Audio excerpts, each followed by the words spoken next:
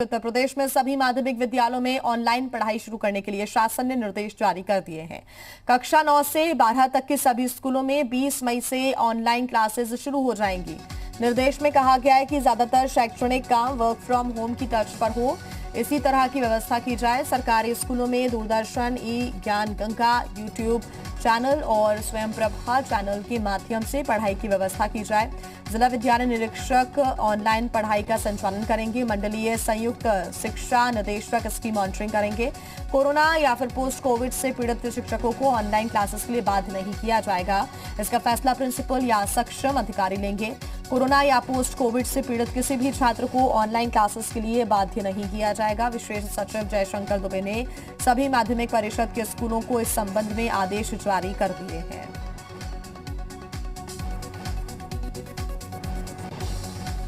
बड़ी खबर इस वक्त आपको बता रहे हैं, यूपी में स्कूलों में 20 मई से शुरू होंगी अब ऑनलाइन क्लासेस। कक्षा 9 से 12 तक के छात्रों की ऑनलाइन क्लासेस होंगी। ज्यादातर शैक्षणिक काम वर्क फ्रॉम होम की तर्ज पर ही किए जाएंगे। जिला विद्यालय निरीक्षक ऑनलाइन पढ़ाई का संचालन करेंगे। साथ ही मंडलीय संयुक्त शिक्षा निदेशक इसकी हर समय मॉनिटरिंग करेंगे। यूपी के छात्रों से जुड़ी हुई ये बड़ी खबर है, क्योंकि 2 सत्र लगभग ठीक से नहीं चल पाए हैं कोविड काल की वजह से। इस वजह से काफी नुकसान यहां पर स्टूडेंट्स की पढ़ाई को लेकर हुआ है। और ज्यादा जानकारी के साथ जी मीडिया संवाददाता पवन सेंगर हमारे साथ जुड़ गए हैं।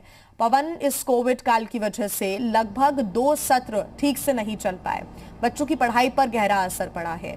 अब उत्तर प्रदेश सरकार ने 20 मई से ऑनलाइन क्लासेस शुरू करने के निर्देश दे दिए हैं। इनमें क्या क्या प्रावधान रहेंगे टीचर्स के लिए, अभिभावकों के लिए? हाँ, देखिए 20 मई से बेसिक एजुकेशन को छोड़ करके और छोड़ करके आप कहें कि बोर्ड की जितनी भी छात्र हैं उन सभी का और हायर एजुकेशन सभी लोगों की ऑनलाइन क्लास 20 तारीख से शुरू होगी। उसके लिए कड़े प्रावधान किए गए हैं। यानी ऑनलाइन क्लास में जो छात्र हैं वो अपने यहाँ से पार्टिसिपेट करेंगे। तमाम तरह के जो खास तौर से अपलोड किए गए हैं सब्जेक्ट्स, उसको नेट के जरिए उसका अध्ययन करेंगे। उसके अलावा टीचरों के लिए बाकायदा गाइडलाइन जारी की गई है और वाइस चांसलर और तमाम जो प्रिंसिपल्स हैं वो तय करेंगे कि रोस्टर क्या होगा। 50% का रोस्टर होगा और 1 दिन का गैप होगा टीचर के आने का। और अगर वो टीचर ऑनलाइन क्लास लेना चाहता है, सारी सुविधाएं हैं तो वो सुविधाएं भी उसको दी जाएंगी। ऑफलाइन यानी वो यूनिवर्सिटी कॉलेज आकर के पढ़ाना चाह रहा है और आना चाहता है तो उसके लिए बाकायदा रोस्टर प्रणाली लागू होगी और उसको इम्प्लीमेंट किया जाएगा। कर्मचारियों के लिए भी इस तरीके की व्यवस्था की गई है ताकि एक जगह लोग इकट्ठा ना हो पाए और सुचारू रूप से काम भी चल सके। लिहाजा उसको लेकर के तमाम तैयारियां चल रही है और बताया जा रहा है, खासतौर से वाइस चांसलर से मेरी बात हुई, उनका कहना है कि पूरी तरीके से रोस्टर प्रणाली हम लोग लागू करेंगे और इस तरीके से करेंगे ताकि कोविड कर्फ्यू का भी हम पालन कर सकें और जो सोशल डिस्टेंसिंग और तमाम तरह की जो कोविड प्रोटोकॉल्स है उसको ध्यान में रखते हुए इस तरह की व्यवस्था की जाएगी कि जो छात्रों का अभी तक नुकसान हुआ है उसकी भरपाई की जा सके, उनको पढ़ाया जा सके ताकि आने वाले समय में वो एग्ज़ाम को लेकर के तैयार रहें या जो भी उनके गोल है उसको अचीव कर सकें। तो उत्तर प्रदेश सरकार ने बड़ा फैसला लिया और इसको लेकर के आदेश एक तरीके से आदेश जारी कर दिया गया है, नोटिफिकेशन जारी कर दिया गया है और 20 तारीख से अब उत्तर प्रदेश में प्राइमरी को छोड़ करके सभी बच्चों की ऑनलाइन क्लासेज आप देखने को मिलेगी, चाहे वो विश्वविद्यालय हो, उससे संबद्ध जो कॉलेज हैं वो हो या हाई स्कूल और इंटरमीडिएट के छात्र हों। बिल्कुल पवन, तो ये कहीं ना कहीं लाभकारी छात्र छात्राओं के लिए होने जा रहा है, लेकिन जो गाइडलाइंस इसमें जारी की गई हैं, प्रावधान जारी किए गए हैं, ये थोड़े से सरल ही रखे गए हैं। इनमें संशोधन भी अभिभावक या फिर टीचर्स कर सकते हैं। कोई भी किसी बात के लिए बाध्य नहीं होगा। साथ ही कौन टीचर्स होंगे, किनको सिलेक्ट करना है, ये भी प्रिंसिपल पर छोड़ दिया गया है। ऐसे में आसानी होगी अभिभावकों को भी और प्रबंधन को भी।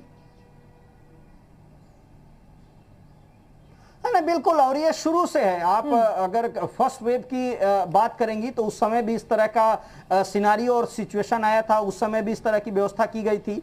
अब सेकेंड वेव चूंकि ज़्यादा खतरनाक है, ये ज़्यादा अगर कहा जाए तो उसका इम्पैक्ट है वायरस का, उस समय इस तरह से एजुकेशन को पिछले दिनों आपने देखा था कि पूरी तरीके से बंद कर दिया गया था। ऑनलाइन हो, ऑफलाइन हो, चाहे किसी भी प्राइवेट कॉलेज हो, सरकारी कॉलेज हो, सभी को बंद कर दिया गया था। यहाँ तक कि कुछ कॉलेज प्रबंधन के खिलाफ कार्रवाई भी की गई थी।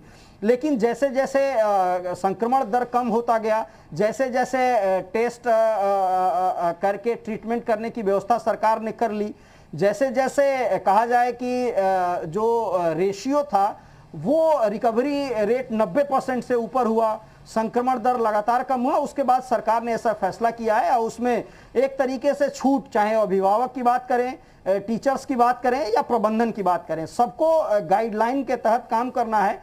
और गाइडलाइन के तहत काम करते हुए इस एजुकेशन प्रणाली को और छात्रों को वो उन शिक्षाओं से उनको पढ़ाना है, अवगत कराना है जो आने वाले समय में उनकी ज़रूरत है, यानी जो सब्जेक्ट हैं, जो उनके प्रायोरिटीज़ हैं, उसको ध्यान में रखते हुए क्लासेस चलेंगे।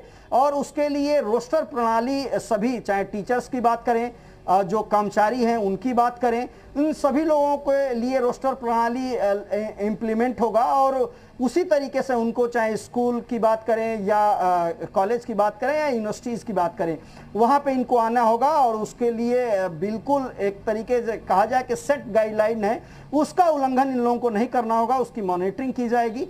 उसके बाद अगर कोई उल्लंघन करते हुए पाया जाएगा तो निश्चित तौर पर उसके खिलाफ कार्रवाई भी की जाएगी।